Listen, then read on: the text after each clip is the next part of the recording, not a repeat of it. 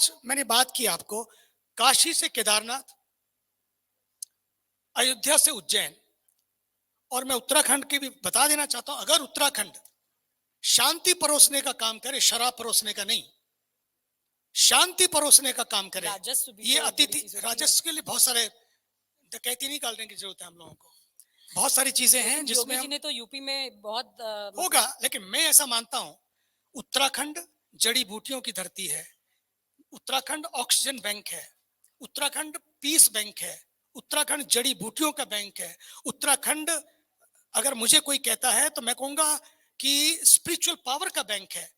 और यहाँ पर पीस टूरिज्म हो, परोसने का टूरिज्म ना हो। अतिथि देवो भव में बहुत कुछ, अरे मंडुआ परोसिए ना आप, दूर दूर से लोग, पूरे विश्व के लोग खाने आएंगे। मंडुआ परोसिए, हिंगो, सच्ची कह रहा हूँ, हिंगोरा बोलते हैं ना उसकी मैं तो वही मैं पूरे विश्व में मैं ऑर्गेनिक के बिना खाता ही नहीं हूँ। मैं गेहूं भी नहीं खाता, मैं मंडुआ खाता हूँ, रागी खाता हूँ, या उत्तराखंड के।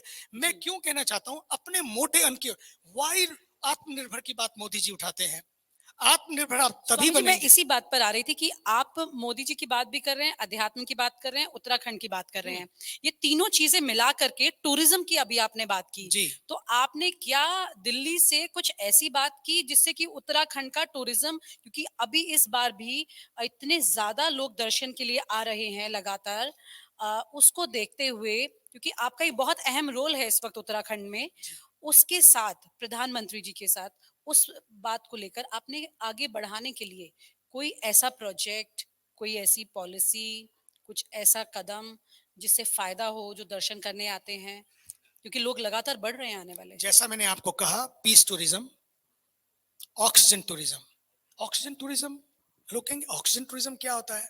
सच मानिए, दिल्ली वालों को या पड़ोसियों को सबसे ज्यादा ऑक्सीजन की जरूरत है, ये कोरोना ने बता दिया। अगर यहाँ पर ठीक ठीक हम प्लान कर सकें ऑक्सीजन टूरिज्म का। क्या मतलब, कैसे ऑक्सीजन टूरिज्म का मतलब क्या है? देखिए, दिल्ली का जो प्रदूषण है या लखनऊ का प्रदूषण है, प्रदूषण माने जिस तरह का प्रदूषण हमारे जल और वायु और हवा में है, 10 साल उम्र कम हो जाती है वहां पर रहने वालों की, 7.5 साल उम्र कम हो जाती है, उससे थोड़ा और आगे बढ़ते हैं उन लोगों की, और 5 साल होती है बाकी शहरों की। उत्तराखंड अभी बहुत कुछ बचा है, ऐसा नहीं कि यहाँ प्रदूषण नहीं है, उत्तराखंड अभी बहुत कुछ बचा है। अगर इसे बचाया जाना जरूरी है, क्लाइमेट चेंज का भी उसमें उत्तर मिलेगा, ग्लोबल वार्मिंग का उत्तर मिलेगा, उसके लिए ज्यादा से ज्यादा ऑक्सीजन देने वाले पेड़ लगाइए। मैंने इसके लिए एक प्लान किया। प्लान ये किया, शिक्षा से लेकर शादी। मैं अभी आइसलैंड में था, उसके पहले मैं अलास्का था, उसके जाने से पहले मैं गया अपनी गौमुख, गंगोत्री। मैंने पिघलते हुए ग्लेशियर को देखा है, और अभी मैंने, मेरे पास फिल्म है, अगर आप दिखा दे तो लोग दंग रह जाएंगे। What is happening to our world in next 20 years? Problems are there. इबारत लिखी हुई दीवार के ऊपर हम पढ़ नहीं पा रहे हैं। बहुत बड़ा इस देश में स्टेट वार नहीं, स्ट्रीट वार होगी। क्यों होगी? पानी के लिए।